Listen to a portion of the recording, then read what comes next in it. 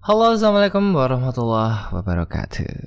Oke, teman-teman, kita sudah sampai di video saya yang ketiga. Tapi sebelum saya mulai konten ini, saya mulai ke materi inti. Saya mau minta maaf sama teman-teman mahasiswa yang kemarin sempat saya janjikan bahwa video ketiga saya ini akan membahas tentang kenapa sekolah itu materinya banyak, pelajarannya banyak, tapi gurunya kok hanya bisa satu gitu loh. Saya janjikan untuk ke video saya yang ketiga ini. Cuma saya rasa ini lebih penting ya, karena seharusnya konten ini harusnya ada di video saya yang kedua kemarin. Saya lupa. Jadi waktu sudah terlanjur upload, loh iya ya, yang pembahasan ini kok belum saya masukkan gitu loh. Seharusnya lebih panjang yang kedua kemarin. Cuma ya sudah terlanjur. Akhirnya saya bikin video sendiri dan mungkin akan lebih baik untuk dijadikan video tersendiri supaya tidak terlalu panjang. Sudah masuk sebenarnya di skrip. Kalau seharusnya di video kedua kemarin harusnya ada ini gitu loh. Jadi pembahasan di video kali ini yang ketiga ini adalah tentang kenapa ya materi atau teori-teori yang di sekolah itu serasa ampas, serasa tidak ada gunanya gitu loh. Nah, kalau kita mengingat video kemarin yang kedua kemarin, di sekolah itu materinya sedikit gitu. Dari semua pelajaran itu materinya dikit aja, tapi teorinya dalam. Teorinya mendalam gitu. Maksudnya apa? Teorinya banyak, materinya sedikit gitu, teorinya banyak, sehingga apa? Terjadi kedalaman pemahaman ya. Jadi materi yang spesifik itu dipahami dengan sangat dalam supaya apa? Supaya kita punya wawasan yang bagus gitu, punya pengetahuan, pemahaman tentang teori-teori itu dengan baik, tentang keilmuan dengan baik, yang nantinya tujuannya buat apa? Supaya kita peka kalau ada masalah di lingkungan ya. Jadi kalau kita punya teori yang bagus, bangunan teori yang bagus, kita tahu di lingkungan itu banyak masalah. Dari mana? Dari gap antara teori dan fakta. Teorinya A, faktanya B ya. Ada gap di situ. Nah, itulah yang disebut masalah tadi ya. Materinya dikit, teorinya banyak, supaya pemahamannya dalam, yang akhirnya diterapkan ke kehidupan sehari-hari. Dan kita akhirnya tahu kalau di kehidupan masyarakat kita itu banyak masalah dari gap antara teori dan fakta itu tadi. Nah, di video yang ketiga ini saya bahas kenapa dari pengertian-pengertian tadi yang sudah kita bahas di video yang kedua, kok di sekolah itu kayaknya materi-materinya ampas gitu loh. Banyak yang serasa tidak berguna. Nah, teman-teman, sebenarnya kalau kita telaah lebih lanjut ya, materi di sekolah itu bukan tidak berguna. Bukan. Materi di sekolah itu menjadi tidak berguna, menjadi ampas karena ngajarinnya juga tidak mendahuluan kegunaan. Ya. Misalnya gini. Ibu saya membeli 200 tomat di pasar setiap hari. Kemudian ternyata tomat itu busuk 10. Tinggal berapa? Kan yang jadi masalah, yang jadi pikiran, ngapain ibu beli tomat 200? Buat apa? Nah, beli tomat kok banyak banget. Apa cukup di kulkas kan gitu loh. Nah, akhirnya kan hanya jadi teori saja, hanya jadi ya angan-angan saja gitu loh. Kok bisa gitu? Beda kalau redaksinya, kalimatnya diginikan. Ibuku adalah seorang pedagang besar. Ibuku adalah seorang penjual ayam goreng, ayam geprek dengan sambal tomat yang terkenal di kota saya. Maka setiap hari ibu saya ke pasar untuk beli tomat 200 biji. Karena setiap hari ibu saya bisa menjual laku segini makanan. Tiba-tiba waktu perjalanan pulang bersama ayah, setelah membeli tomat, ibu saya terpleset. Jatuh tomatnya, tergencet 20 buah. Sekarang yang masih bisa dipakai tomatnya berapa? Nah, kan masuk akal. Gitu loh. Kan jadi masuk akal. Kok ibu beli 200? Ya iya, wong ibunya penjual. Gitu, pedagang makanan yang terkenal. Sehari bisa habis sekian porsi, kan gitu.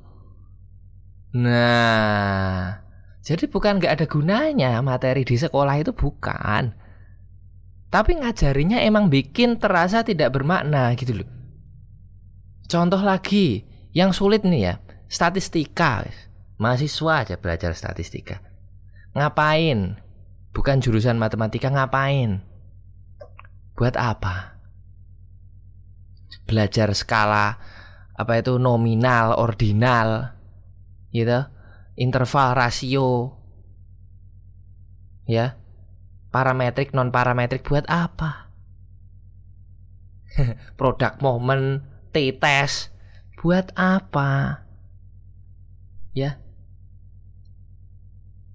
kita pikir akhirnya ya, buat apa gitu loh. Biar kalian tuh mikirnya nggak ampas gitu loh kalau belajar. Karena mahasiswa saya udah diajarin toh dek, sudah. Lah ya ini buat apa ini loh? Kamu ngetes validitasnya ini buat apa? Nggak tahu pak, suruh ngerjakan aja kok. Lah, yo tanya, toh dipakai apa pak? Dipakai apa pak bu? Bikin validitas buat apa itu loh? Gitu ditanyain. Oke, kita pikir kalau ngomongin statistik, ya statistika ini agak panjang. Banyak gini. Semakin tinggi pendidikan seseorang gitu, semakin tinggi, maka diharapkan dan seharusnya literasinya semakin baik. Ya, semakin tinggi pendidikan seseorang tuh seharusnya literasinya semakin baik. Makanya harusnya ada gap yang besar antara orang yang sekolah tinggi, yang sekolah nggak sampai tinggi, dan yang tidak sekolah. Jangan sampai nggak ada bedanya. Dia loh yang nggak sekolah bisa lebih pintar daripada yang kuliah. Jangan sampai seperti itu. Nah, ya gitu. Kecuali kalau yang nggak sekolah itu belajar banget. Tapi kalau habitnya sama, ya akhirnya sama aja yang sekolah sama yang nggak sekolah. Beda ijazah atau enggaknya gitu aja. Nah itu tadi, orang yang sekolah tinggi diharapkan dan seharusnya punya literasi yang tinggi. Ketika literasinya tinggi, tadi ya, dia akan banyak tahu. Itu tahu, ini tahu, itu tahu, ini tahu. Oh, di sana itu ada sesuatu seperti ini, tahu semua. Tahu banyak. Ketika tahu banyak, maka apa? Timbullah pertanyaan. Kenapa? Orang tuh semakin tahu, semakin banyak pertanyaan. Misalnya gini. Pendidikan itu kan seharusnya memanusiakan manusia. Ya, memerdekakan pikiran. Kalau pendidikan kita berhasil, seharusnya tuh manusia itu bisa bebas. Bebas dari apa? Bebas dari penjajahan. Penjajahan maksudnya apa? Orang-orang itu mampu berpikir kritis. Jadi nggak mudah dibohongin, tidak mudah diiming-imingin, ya, tidak mudah digiring. Seperti itu, karena dia punya pemikiran yang kritis. Orang tuh kok punya pikiran yang kritis merdeka. Sulit diinjak-injak, sulit. Karena apa? Dia tahu. Ayo ikutin, ikut ini nanti kamu bisa dapat 10M dalam waktu sebulan. Kalau orang yang pikiran kritis enggak mungkin. Enggak ada seinstan itu, tidak ada. Kecuali orang tuanya meninggal, orang tuanya orang kaya terus meninggal dapat warisan, ya itu mungkin. Tapi kalau kerjaan enggak mungkin. Orang yang nggak punya literasi, ya gampang aja kena gitu. Nah, itu tadi ya, dia semakin banyak tahu, ya. Kembali lagi, seharusnya pendidikan itu kalau berhasil, ya, manusia itu pemikirannya semakin merdeka, ya, bisa memanusiakan manusia lain, ya. Merdeka, banyak tahu, tidak gampang dibohongin.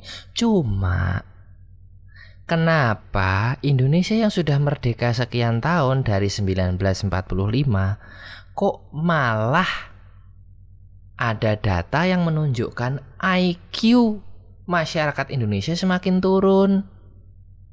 Kok jadi 78? Lah kalau merdeka sudah sekian lama, pendidikan sekolah sudah berjalan sekian lama, kok nggak naik gitu loh, kok malah turun. Dia melihat gap di situ, gap antara pendidikan yang harusnya begini, lah kok kenyataan masyarakat yang sekolah kok begini. Nah, lagi contoh, misal sosial media itu semakin gencar, semakin penyebaran informasi semakin bagus lah. Konten-konten tentang kesehatan itu, edukasi, ya, yang seharusnya tersebar luas banget. Kita nyari konten kesehatan gampang sekali sekarang. Gampang sekali sekarang ya. Kok malah ya warganya penyakitnya makin banyak. Penyakit diabetes yang dulu sebelum ada gadget, sebelum ada teknologi itu hanya menyerang orang-orang tua usia 60, usia 70. Sekarang kok anak 14 tahun sudah kena. Padahal konten kesehatan sekarang gencar sekali. Iya, makanan juga semakin banyak variasinya. Tapi edukasi sekarang gampang didapat. Kita nggak perlu bayar seminar untuk dapat edukasi sekelas Dokter Tirta gitu. Tinggal ngetik di YouTube, ketemu channelnya. Atau podcastnya Raditya Dika yang sama dokter gitu, Felix Zulhendri, Pak Felix itu. Banyak deh. Ya, temannya Dokter Tirta itu, Dokter Deksa atau siapa itu yang bahas tentang ginjal atau siapa itu ada. Banyak sekali, gratis. Kita tinggal butuh kuota saja, butuh wifi. Wifi juga nebeng di kampus ada, di sekolah ada. Kok malah penyakit diabetes sudah menyerang anak 14 tahun? Lah ada gap kan di situ. Yang seharusnya kalau informasi itu semakin gampang dicapai, informasi kesehatan gampang dicapai, seharusnya kan masyarakatnya makin sehat. Karena dia makin mudah nyari konten tentang kesehatan. Nah, tapi ya, saya takut sudah ngomong banyak nih, masih tak tutup, ternyata udah saya buka. Mata saya agak rabun ya. Ini kacamatanya bolong. Jadi kayak ini udah tak buka belum? Oh udah. Ya main lagi. Ada gap tadi ya. Kok yang ini naik, ini penyakitnya juga naik. Harusnya kan korelasinya turun. Gitu. Semakin gampang konten kesehatan naik gitu, gampang diakses, seharusnya penyakit turun. Lah ini kok sama-sama naik. Ini gimana ini? Lah, oke, belum sampai statistika, masih jauh, bentar. Ketika mereka atau kita ya sebagai akademisi yang sudah sekolah tinggi, ya, ngerti itu tadi, ya, pertanyaan-pertanyaan banyak itu tadi, timbullah rasa ingin meneliti. Ya, kayaknya ini harus diteliti. Ini harus diteliti, ada apa ini? Apalagi saya yang di kampus pendidik ngomong sama anak muda, ngomong sama mahasiswa, itu merasa harus meneliti hal-hal seperti itu. Karena apa ya? Biar anak mudanya, mahasiswanya terliterasi dengan baik. Nah, neliti akhirnya. Lah, kalau kita melakukan penelitian, ya, itu kita butuh data. Buat apa? Buat diuji. Buat diuji atau buat diteliti. Kadang-kadang ada penelitian yang nggak perlu diuji gitu loh. Buat diteliti. Lah data tadi itu harus diolah. Ngolahnya pakai apa? Pakai statistika. Karena apa ya? Itu sudah standar. Jadi penelitian Anda bisa dibaca sama orang lain, bisa dibaca di negara lain gitu. Analisis datanya pakai statistika, gitu ranah-ranahnya. Lah, jadi ngerti fungsinya statistika. Bukan untuk nggarap skripsi, bukan. Salah satunya untuk nggarap skripsi. Tapi yang paling penting adalah untuk memberikan makna pada sebuah data yang ingin kamu teliti. Kok bisa timbul rasa pengen neliti? Karena melihat masalah. Masalah itu apa? Ya ada gap antara teori dan fakta. faktanya B, teorinya A. Dapat dari mana teori A tadi? Dari pendidikan, dari perkuliahan, dari baca buku. Begitu. Nah, jadi bukan teorinya yang ampas, ya, bukan kontennya yang ampas, tapi cara menyampaikannya lah yang seakan-akan itu tidak ada gunanya. Yang penting ngerjain nilainya bagus, atau yang penting lulus, ya udah. Apakah dengan diberikan makna begini kita ingat rumusnya? Enggak juga. Kalau perkara rumus bisa dibaca di buku setiap saat. Makanya pentingnya punya buku pegangan. Ya, bisa dibaca setiap saat. Tapi makna itulah yang akan melekat terus di dalam hati. Perlu ndak aku ini melakukan ini? Itulah yang akan kita jadikan landasan perlu atau tidak itu loh. Penting atau tidak gitu. Ya. Nah, contoh lagi, ini berapa menit ini? Masih 16. Ya masih ada lagi lah. Enggak apa-apa, panjang-panjang enggak apa-apa ya. Minta tolong nontonnya. Maaf. Saya kok malah ngemis. Terserah mau ditonton sampai akhir, terserah enggak ya, terserah. Tapi lebih baik ditonton sampai akhir biar paham. Contohnya lagi statistika. Ya Allah ya Rabbi, statistika lagi. Contohnya lagi adalah fisika. Kalau benda dijatuhkan dari ketinggian seperti ini, dari segini, berapa kecepatannya saat sampai tanah ini? Kalau kita pikir-pikir kok kurang kerjaan gitu ya. Kurang kerjaan. Padahal kalau gurunya kompeten, mampu gitu untuk mengkaitkan kehidupan nyata ini gitu. Hal-hal seperti ini kan bisa untuk meramalkan sesuatu yang lebih besar. Dengan kita belajar ini tadi, gerak lurus berubah beraturan kayaknya ya. Gerak lurus berubah beraturan atau gerak lurus beraturan. Lupa saya. Kayaknya ya itu. Dengan mempelajari tadi ya, kita bisa tahu misalnya orang yang jurusannya sipil atau ya pokoknya berhubungan dengan fisika, bangun jembatan gitu atau bangun gedung. Ketika ada orang dengan berat badan segini jatuh dari lantai 2, kemungkinannya mati atau masih hidup. Kan bisa diramalkan dengan kita belajarin tadi. Dengan berat badan segitu nanti dia sampai tanah, lantainya tuh tingginya segini. Nanti dia kalau sampai tanah, kecepatannya berapa? Dengan kecepatan seperti ini dia mati atau enggak? Gitu loh. Nah, kalau mati, kalau orang jatuh dari segini mati ya. Makanya pengamanannya diperketat. Gitu. Nah, biar nggak ada orang yang jatuh, karena kalau jatuh pasti mati. Makanya pengamanannya diperketat. Dari mana tahu itu tadi? Ya dari belajar rumus tadi. Masa belajar pakai orang aslinya? Kalau ada orang dijatuhkan dari lantai segini, kecepatannya berapa? Dites beneran pakai orang? Kan enggak. Kita ngetesnya pakai bola tadi. Bola atau kelereng atau apa gitu. Kalau tak jatuhkan dari segini sampai tanah berapa? Beratnya berapa ini? Ini kan gitu. Nah, manusia itu adalah objek yang jadi terapan ilmu yang sudah jadi, gitu loh. Kalau sains gitu loh.